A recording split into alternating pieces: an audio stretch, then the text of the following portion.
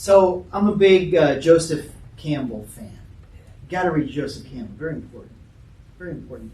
One of the things that blows me away every time I read it is when Joseph Campbell says that we are born about 20 years too soon.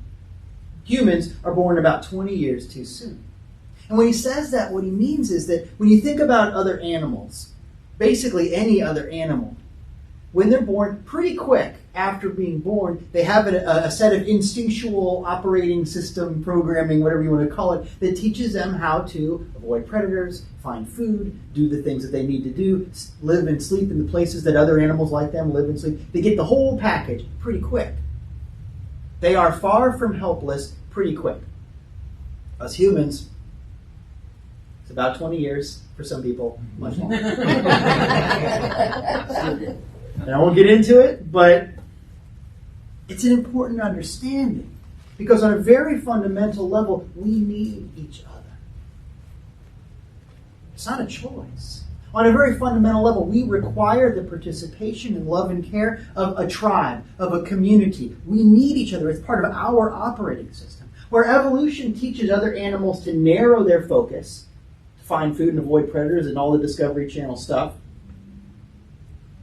our programming teaches us to widen our perspective. Perhaps that's the difference. We need each other. It's one of the reasons why, and I talk about this all the time because it's really important to me. People say, what's going to happen with stuff like church in the future? And I get it. We need to change. Stuff needs to change. I totally get it. I want to be part of that change. But at the end of the day, we're always going to be in a room talking. It's always going to be about community. It's part of who we are. We need each other. We widen our focus. We need each other. It's the reason why I've got a Blu-ray player at home. I got a big TV, the whole thing. I'm not trying to brag, this is how I live my life. But I go to the movies, man. There's something awesome when the new Star Wars movie comes out, or the new superhero thing, or James Bond thing, or whatever thing. I'm there in line, even though popcorn costs $1 million. And there's an idiot on his cell phone the whole time. Can you please stop rustling? Why do you have chicken wings in here? But there's something magical about that. You've got a great sound system in your car, and yet going to hear live music is amazing. I don't care about sports, but I will go to a ball game. There's something magical about that. We require the participation of each other on fundamental levels. You even see it in negative ways. There's a blessing in that too. I don't know if you guys were aware of it, but not so long ago we had a pandemic. I don't know if you heard. What? And one of the things, I know, weird, but one of the things that came up is we saw some people doing some very selfish things, some very destructive things. And I get it, I'm not here to pick on that, I understand. But one of the reasons that I understand is because even the most selfish, destructive, negative things came from a response to that same operating system. I got to be around other people. I got to be a part of that. I can't be by myself anymore. I can't be isolated anymore. I got to get out there. Now, like I said, people did some goofy stuff, but that's kind of the point. This is what I want you to hear. We all have the same calling. I believe it's a spiritual thing, but even if you just believe it's like a biological thing, that's fine. One way or another, we require each other. We all have that calling. What we do with that calling is up to us and directly determines the kind of experience we have. You can have that calling for unity and oneness and do dumb stuff with it and have a dumb experience. That's life. That's the deal. You can see it in positive ways. You can see it in negative ways. One of the negative ways that comes up is things like being afraid to be wrong. I don't want other people to judge me for being wrong. And I get that, but if you are afraid to be wrong, then you're never going to innovate. Find something new, fall in love, have adventures, make art, all of the things that make this experience worthwhile. So it's time to find a way to get over that fear. Have you ever dated somebody and you had that wonderful moment, the important moment, the earth-shattering milestone moment where one person looks lovingly into the other person's eyes and they say, "Where do you want to go for dinner?" Oh, it's beautiful. It's important. And that other person says, "I don't know. What do you want?" just leave. Just go. I want to know what makes you tick. I want to know something about you. I want to know who you are, and this is a part of that. What I don't want to hear is, I don't know, what do you want? I know what I want. And maybe that doesn't seem like a big deal. But in some ways, it has been observed that we live in a culture of, I don't know, what do you want? Because there's a fear of sharing something that's in our heart. We don't want to be judged. We don't want to be wrong. We don't want to be, I don't know what. But I promise you, if someone is trying to figure out if they love you or not, they want to know what you want to eat.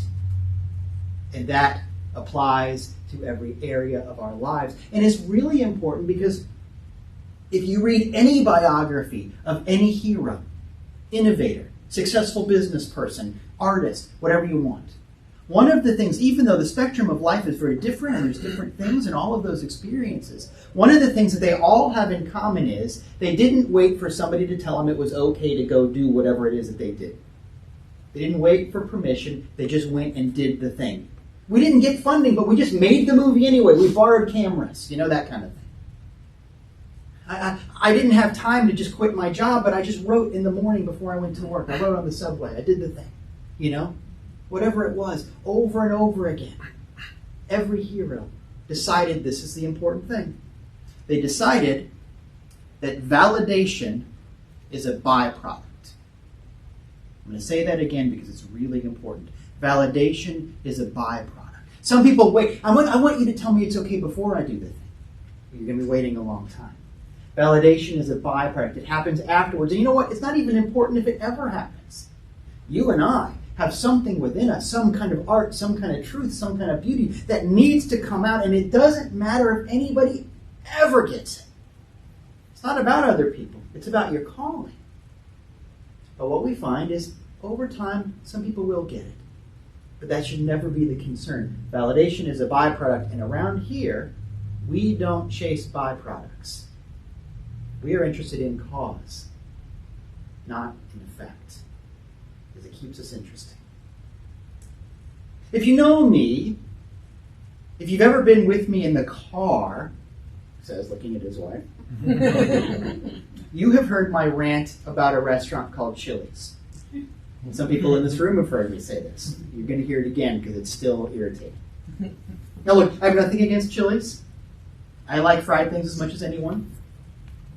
That feeling that people have when fajitas enter the room is as close as some people get to a feeling of childlike joy and delight. I'm interested in that. But you have not been to Chili's in 10 years.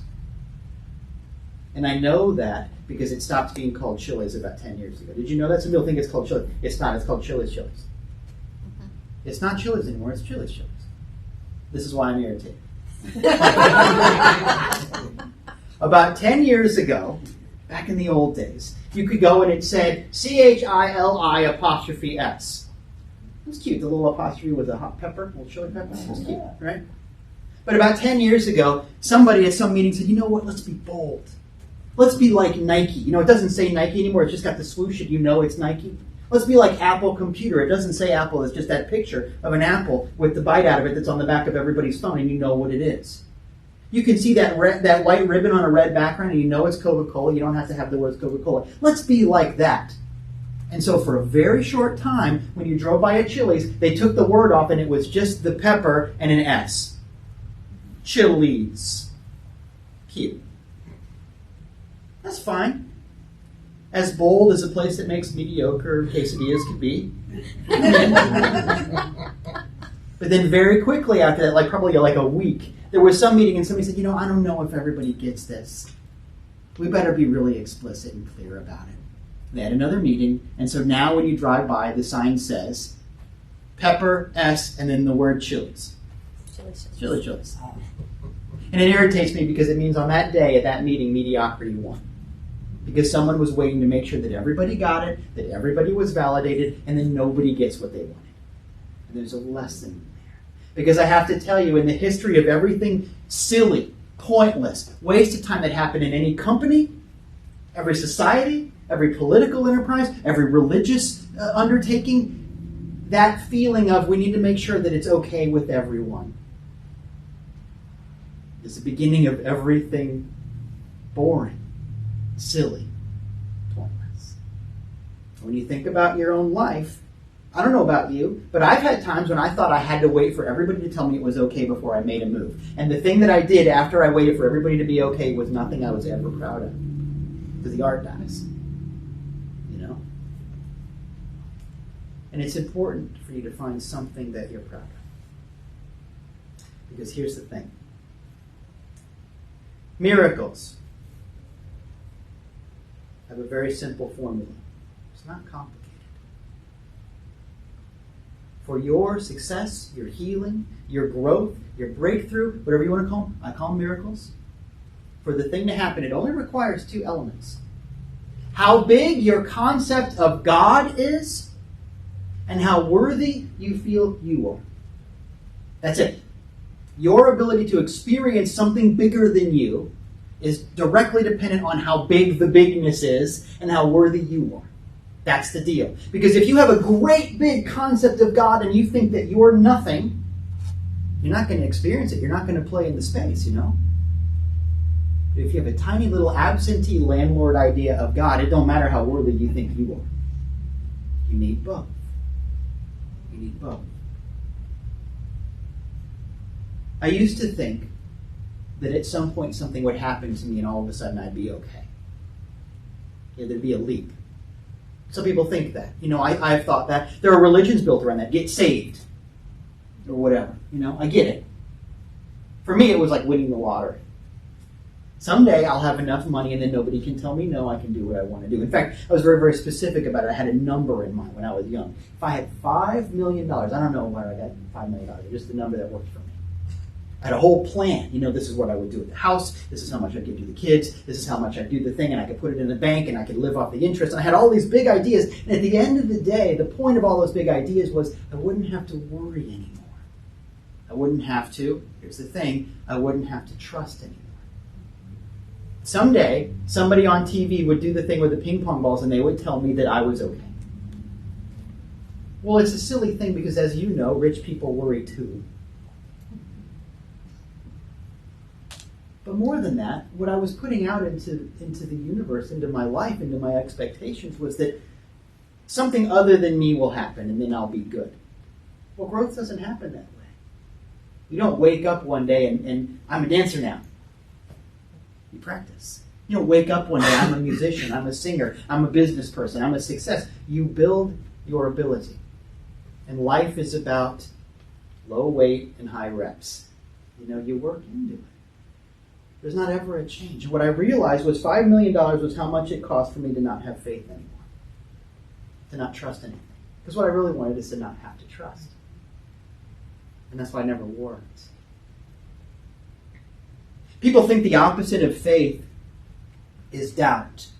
But the truth is that people of faith deal with doubt all the time. Because your job as a spiritual person, as a creative person, is to step into the mystery, is to step into the unknown, to go, I don't know how this is going to work because I trust. That's what faith is. The opposite of faith is not doubt. It's cool to have doubt. Find your doubt places and lean in, man. Don't try to paper them over. The opposite of faith is certainty. Think about how many religious people have irritated you because they were certain about a thing. I don't want this to feel like that. I don't want this place to be that, well, you know, let me say it this way. For a lot of people, church is like a steam bath. You know? You ever seen one in the movies? I don't know if they have them anymore even. But you know this thing, everybody's sitting around in a towel?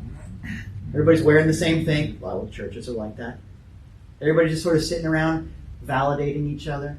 This is great. We're all the same. We're all just sitting in this. Isn't it great? Aren't we great? Aren't we superior to the people who are outside?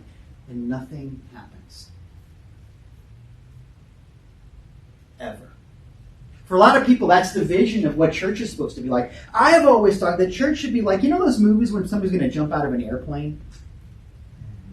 And everybody's going, okay, we got our gear and we've had our training and we're going to do the thing and it's super scary, but we're going to support each other. You got this, and we're going to jump out into the unknown.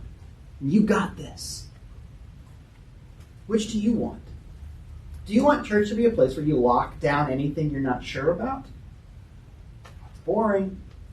Nothing happens. Love, art, truth, and beauty, they're all about stepping into the unknown. You get to decide what you want. And we never get there if we wait for somebody else to tell us that we're worthy of it, to tell us that it's okay. Because the thing is, you know already that there's a place that you're supposed to go. There's a thing that you're supposed to do. You have a calling in you. Yeah, I know we're not trained for it, but you have a calling in you. Sometimes it just feels like, I know that there's this problem that I have to solve. There's this thing that I gotta fix. My lesson to you, my message to you is stop waiting for somebody else to tell you it's okay to do that. Stop waiting for permission and just fix the problem. Let me say it like this. I read a story about an actor who was trying to make it in Hollywood.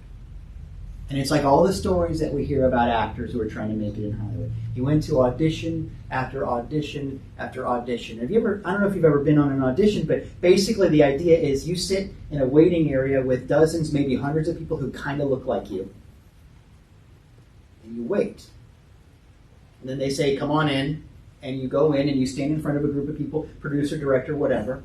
And you think to yourself, please just like me. It's like a chorus line. I really need this job. Please just like me. You know?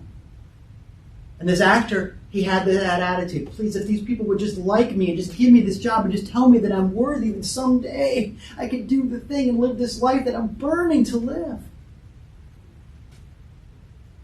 Maybe you can identify with that in one way or another. I can.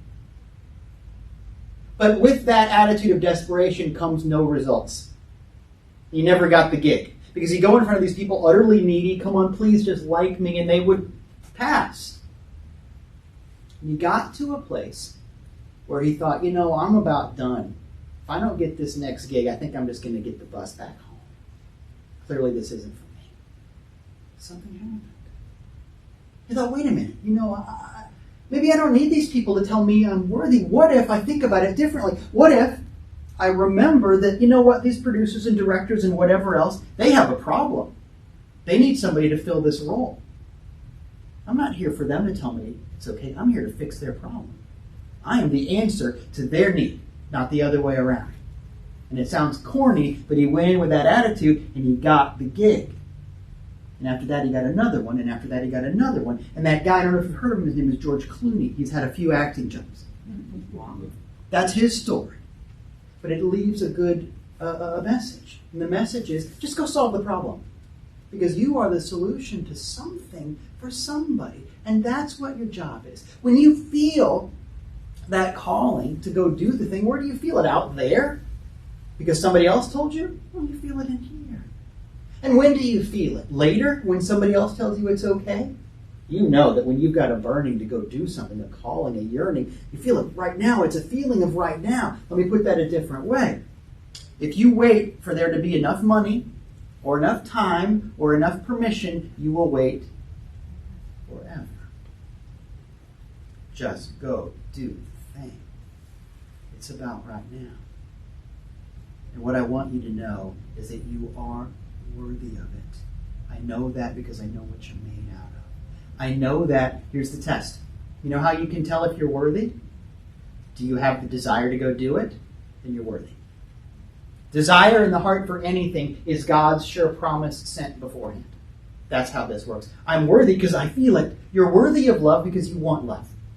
That's how you know. You're worthy of art because you feel a yearning for art. You're worthy for truth and beauty and peace and whatever it is that you're hungry for. You're worthy of it because you feel the calling for it. That's how this works.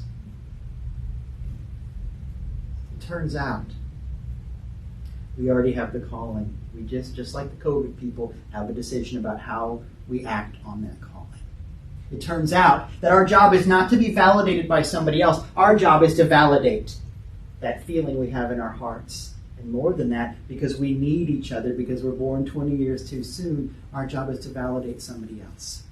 Your homework today is to go tell somebody else that they're worth it. With your words, with your actions, with your life, go tell somebody that they're worth it. That's your job. Here's what I want you to know. You made it. So far, so good. You're here. You did it. Nice going. Now keep going. What I know about you is that you're made out of something wonderful. You are made out of something wonderful. You are made out of something wonderful. And that means that it is downright disrespectful, if you want, or at least a waste of time, to live your life with anything less than wonder.